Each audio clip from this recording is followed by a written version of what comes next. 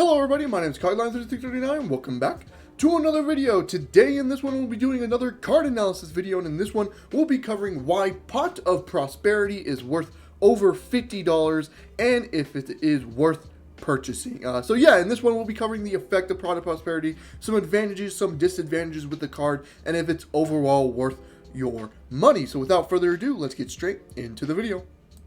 But before we can get into anything, let's actually look at the prices of Pot of Prosperity right now. So it does have two printings. We have the one in Blazing Vortex that's going around about 65, I would say. Let me just to make sure here.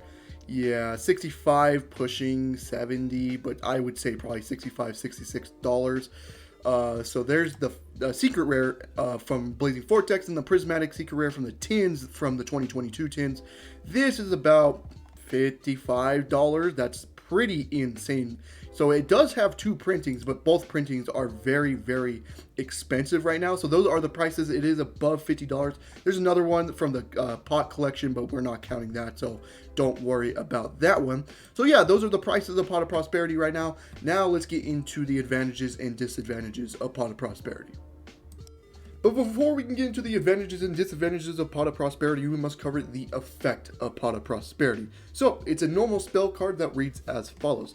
Banish 3 or 6 cards of your choice from your extra deck face down. For the rest of the turn after this card resolves, any damage your opponent takes is halved. Also, activate cards from the top of your deck equal to the number of cards banished. Add one activated card to your hand, then place the rest on the bottom of the deck in any order. You can only activate one Pot of Prosperity per turn. You cannot draw cards by card effects the turn you activate this card. So that's the effect of Pot of Prosperity. Now let's get into the advantages of Pot of Prosperity. Alrighty, now let's get into the advantages of Pot of Prosperity. So we have 3 of them here. The first one here is it gets to dig deeper into your deck to find the card you're looking for. So basically, if you banish something like 6 from your extra deck face down, you get to go mill 6 and then get to add one of your cards back to hand. That's pretty good because if you're trying to find one important starter piece, digging 6 cards into your deck, if you're playing 3 of it, you already have a 5 card hand and stuff, you are most likely to find it in that probably 6, either in the 6 or in your starting hand. So it makes just decks very, very consistent on finding cards, what they need to start their combos and stuff like that. So it's a very good way to find starter cards. Number 2, you get to choose the cards you banish from your extra deck. Something like Pot of Extravagance is good, but it's has a downside where you cannot choose the cards you're banishing. It's just random. While Pot of Prosperity, you get to choose the cards you want to banish. So you can keep the most important cards in your extra deck and kind of banish the cards that are like, all right, you have in your extra deck, but you don't necessarily need. Keep the important cards you need, but get to banish the cards you don't really need in that game. So, and then get to dig deeper. It's very, very good. So your choice being able to choose the cards you get to banish from your extra deck is very, very, very good, just so you don't banish the important stuff that you need for your combos or anything. And then number 3, does not lock you out of special summoning. Something like Pot of Duality has basically the same effect as Prosperity, where it gets to mill 3 and stuff, but it does lock you out from special summoning.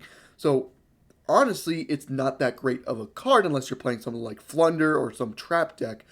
But Pot of Prosperity does not lock you out of special summoning. So you can see something like some combo decks play Pot of Prosperity for consistency reasons and still be able to go off because they get to dig deeper for their starters and still able to combo off just for consistency reasons. It's a very, very overall good card. So those are the advantages of Pot of Prosperity. Now let's get into the disadvantages of Pot of Prosperity.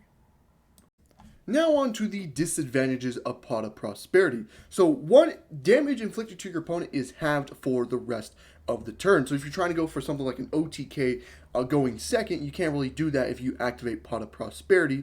So that's kind of an unfortunate downside. Now going first, obviously that does not matter because you're just trying to do your combos and stuff like that. But of course, if you're trying to OTK in turn 2 or turn 3 or something like that, damage inflicted is half, so it's not really going to happen when you activate Pot of Prosperity. And now, number 2, you cannot draw by card effects during the turn you activate this effect. So if you end up drawing through something, I don't know, if you have Desires in the deck, or just have some way to draw, you cannot activate Pot of Prosperity the same turn you do that. Now, that's not really that much of a downside. You can absolutely play Pot of Prosperity in a deck and not draw. I mean, you'd rather have something like Pot of Prosperity to dig deeper than drawing cards by card effects. At least Pot of Prosperity, you know what you're getting compared to, you know, a random draw. So yeah, so those are kind of the two disadvantages with Pot of Prosperity. Now let's get into if it's worth playing or worth buying Pot of Prosperity. So is Pot of Prosperity worth buying overall? Maybe. This is where I want to get into today's topic of the video is, yes, Pot of Prosperity is very much a good card, but not necessarily like a mandatory card. We all know Pot of Prosperity is a very good card. You know, you don't really need all 15 cards in your extra deck, so basically combo decks can take advantage of Pot of Prosperity because it doesn't lock you and stuff like that. So basically any deck Pot of Prosperity is in is always going to be good. But the problem with Pot of Prosperity is it's above $50 for one copy. So, you know, if you're trying to get a playset, that's above $150. So you always can see decks that don't play Pot of Prosperity and absolutely be fine, right? Pot of Prosperity is just more of a consistency tool in decks. So if you just replace it with other just consistency cards, you know, it's not really going to go anywhere. You can play like, I don't know, Desires in this spot if you really want to, if you don't really care about your one-ofs in the deck and stuff like that. There is absolutely replacements to Pot of Prosperity.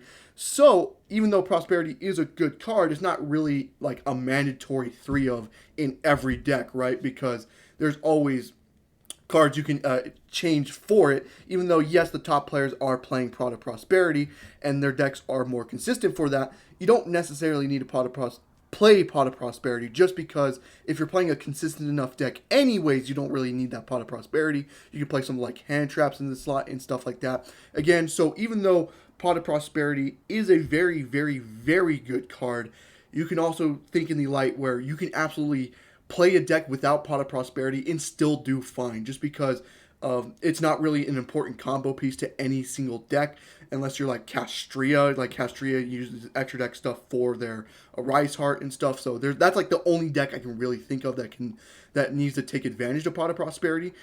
But overall, it's a very good card. So if you want to play it, it's a good card.